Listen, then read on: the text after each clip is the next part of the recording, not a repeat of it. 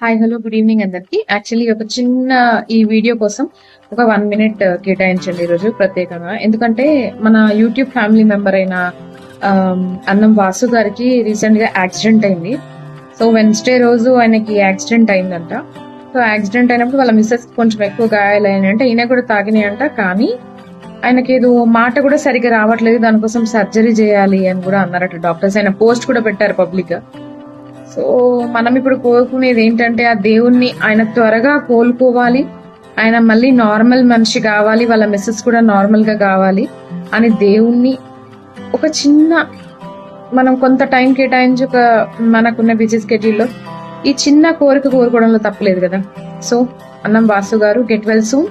మీరందరూ కూడా నా తరపున మీ అందరి తరపున వాసు గారు త్వరగా కోలుకోవాలని మనస్ఫూర్తిగా ఆ దేవుణ్ణి వేడుకోండి.